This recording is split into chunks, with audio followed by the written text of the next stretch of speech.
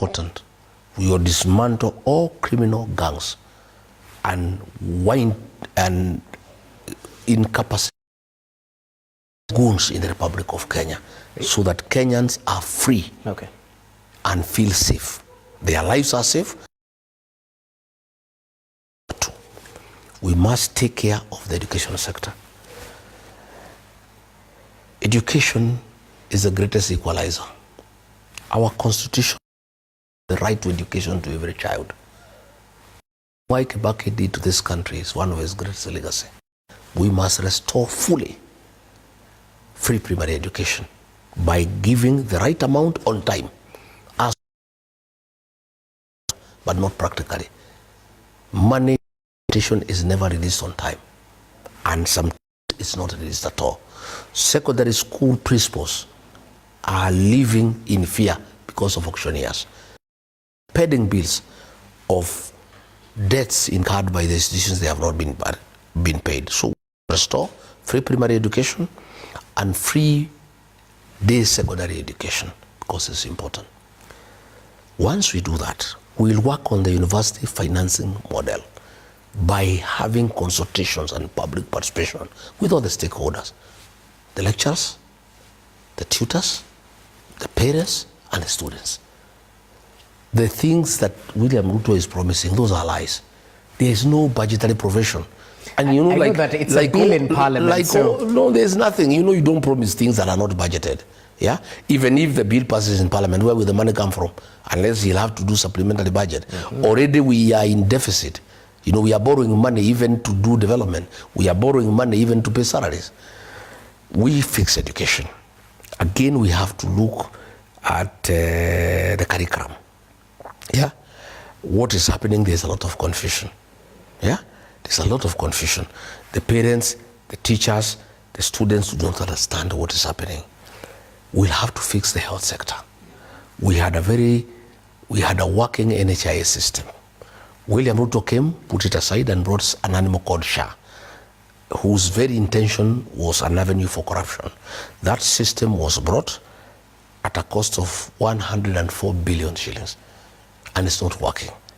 Even in Olkalau, it has been switched off to punish the people of Olkalau because of the way they voted. We don't want that, where people can be punished because of exercising their democratic right.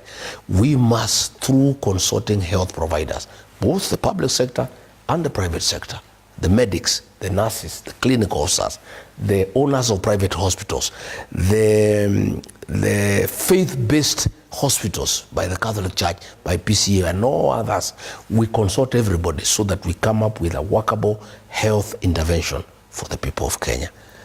Once we do that, we must restore the dignity of the payslip. This housing thing is unwanted by people of Kenya. There was no public participation. People do not think it's work of government to build houses. But it was in your manifesto. The work of houses, the work of government is to provide services, connect electricity, provide water, build roads, sewage and drainage. It was there in the manifesto, but we thought it will be a voluntary exercise, those who want. But it's compulsory. Even yourself, you are taxed, and I don't know whether you need the house. So we are going to scrap the housing levy, and the houses that have already been constructed, if I am president, I'll allocate them to our police officers across the country so that they can live in dignity. What about the people who've contributed? The ones who have contributed, we'll see. There are many that are in the process. Those ones, because the election is next year, once they are complete, those ones we don't have to give them to anybody. Those ones we'll allocate them to our police officers and other people who are serving government. The extra ones we'll give them to the county governments to list them out and create revenue for the county government. So back to my question. I'd asked about that proposed tertiary universal funding bill. I am saying I have not interrogated that bill myself.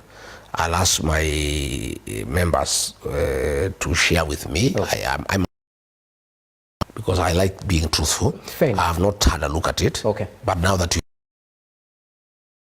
I interrogate it, and when we meet next time, I can give you my opinion. Briefly, today, Law Society of Kenya were boycotting the courts due to issues they've raised around.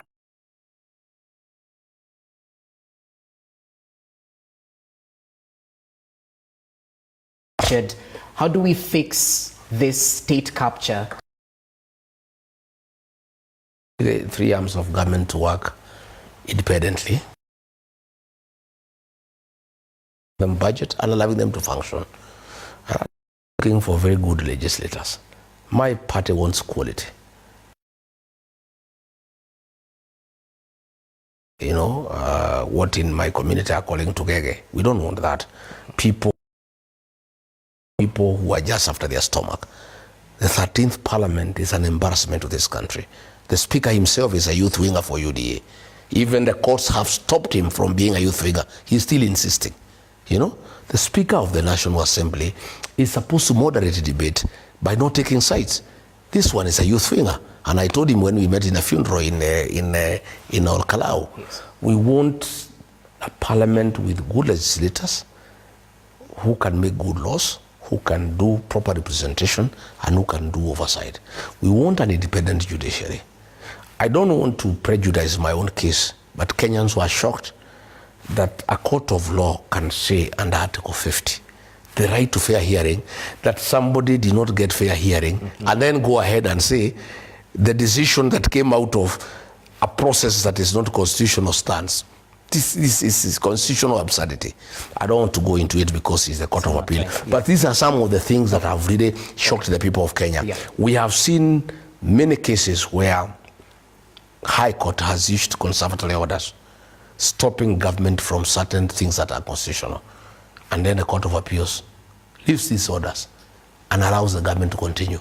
So there are many concerns, and I think the boycott that is going on is a good thing, so that the judges, all the way from Supreme Court, Court of Appeal, High Court, they can know Kenyans are not happy, and they can know that Kenyans are looking at them.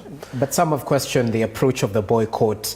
It will be infringing on the rights of those who need to seek access to justice. If the courts have impunity, what do you do sometimes? It's just like this thing I talked about tourists. Ordinarily, that is not the right way to do. But if the government is the one causing insecurity, you have no other intervention, you go to the next available alternative. But I think the lawyers have made their case today. The judges know they are under scrutiny. And they are compromised by the state to give rulings in favor of the state or against certain people. I think the awareness that has been created by this boycott is good enough. Fair enough. It's 4 years to the end of Vision 2030. Just recently, President William Ruto highlighted his aim to make Kenya a first world country. And of course, this plan transcends whichever government is in power. Their pillars: agricultural transformation, manufacturing, value addition. But interestingly, the biggest challenge is governance and fiscal sustainability, coupled with youth unemployment. How do you tackle those three issues? To start with, William Ruto is just mocking Kenyans. When rogue police officers are killing Kenyans, who would be interested in investing in a country like that one that has become like Haiti? Who would be interested in investing in a country where corruption is the order of the day, where public assets are being sold without public participation, where, you know, pending bills have not been paid for the last 4 years? I mean, really, you know, he's just joking around with the people of Kenya. It's like this Singapore nonsense he had brought, and then he stopped it when people started laughing at him. I told people to laugh at him in meetings when he mentioned Singapore, because it's a joke. It's a serious joke. Youth unemployment is a serious challenge. And I agree with you that some people have taken advantage of the frustration of the youth to lull them into crime through goonism, and it's unfortunate. We need to be very deliberate on how to deal with the youth implosion, the youth unemployment challenge, by agreeing that we must do import substitution. We must encourage investors to come and open factories here so that they can absorb our young people into employment and also start paying taxes and enhance the tax base. We must encourage agro-processing and value addition. We must create those opportunities. We must look for ways of financial inclusion so that we have affordable credit for our young people to start small businesses. These are things that we must do. and we must be very deliberate about it, because we cannot get a white-collar job for everybody, much as we want to encourage manufacturing and starting of agro-processing plants for value addition and all. We must also look at financial inclusion, where we can train our young people in how to start small businesses, and then they can also absorb their colleagues in those businesses. Now, allow me to, because we're pressed of time, yes. Rigiji, it would be improper to finish this conversation without sampling some of the feedback we've got, which is quite a lot. I'll try to pick one or two. I'll rush you through your answers, if you don't mind, due to time. I think I'll start with a question raised. Ask him if he can mend fences with Ruto to make peace. Are you willing to work with President William Ruto now or in the near future? I don't know what he means by making peace, because Kenya is a democracy. I don't think not having competition is making peace. I'm willing to compete with William Ruto for democracy. The peace that we need in Kenya is the elimination of goons and police. That is the peace that we need. I don't think democracy and healthy competition is a lack of peace. I think democracy is healthy. Someone is asking about this post that was previously held by Isaac Mwaura. Is it one of the casualties for Mount Kenya following the loss of the Olkalau by-election? Well, probably yes. Probably because the ODM characters are saying the people of the mountain should be sacked. Probably, I don't know. So it's but he punishment, didn't do, I don't promotion. know, I'm not sure. Okay. But he also wasn't much. He wasn't doing much, and he wouldn't do much anyway, because on every topic, even the one who has come will not do much. There's a touchy issue right here. Kindly ask Gachagua appearance of analyst Mwenda Mbijiwe during a joint. You and Ruto himself said that Mwenda would be released once he took power. What happened to that? Yeah, it's true. We made that commitment because we believed that the fourth administration was responsible for his abduction. So when we came in, we followed that among the people who disappeared. Unfortunately, even before we could trace the disappearance of Mwenda, William Ruto allowed the DCI and NIS to start also abducting people, and people started disappearing. So is Mwenda Mbijiwe? I tried to follow up personally because it's a commitment I had people in Meru, and I gave up. By the time I left, I didn't have. Say hi to Rigiji. Please ask him to speak for teachers and expose the Ruto government. The case of Albert Ojwang pains more when seen than heard. Lastly, we need a bill to strengthen devolution in our wards and counties by introducing, reviewing, and making ward fund. Comments on that? Our teachers are in trouble. Their pay slips have been raided. There is a lot of tribalism in TSC. The new TSC secretary comes from Ruto's community. She's just employing people from his community and promoting people from his community to the exclusion of other teachers. There is a scheme to interfere with the SACCOs where teachers have put their savings. William Ruto has raided NSSF. He is planning to raid teachers must say no. And I want to commend teachers in Olkalau. Most of them were recruited as presiding officers, and they were being approached to be given some money to compromise the election. And they say they cannot, because they cannot take 20,000 as a bribe, yet their pay slips are raided daily. I have every hope that our teachers will join us in creating change for this country, because they are serious stakeholders. They are people who play a very great role in the development of our human resource and human capital, and we must continuously speak for them. I spoke for them when SHA was not working because their union leaders had been compromised by William Ruto. I spoke very strongly that they were getting a road deal and something was done, and I'm told things are much better. I always speak for our teachers because I respect teachers, because I am a product of good education, and teachers are very important people. Indeed, we can't argue with that. We haven't talked about fight against corruption, which is a sore issue in this country. Till date, we have independent agencies mandated to fight this monster called graft. Yet it's a drop in the ocean in Zero. terms of their efforts. Zero. So in 30 seconds, are you the man to fight? Corruption can only be fought in this country from the top. Only when we have a president who is not interested in corruption can corruption end. Once the president is in corruption, it follows downwards. William Ruto has made State House a den of corruption. To start with, he bribes people openly. I heard Kindiki saying people should not be bribed and government people should not bribe people. He's the one doing it daily.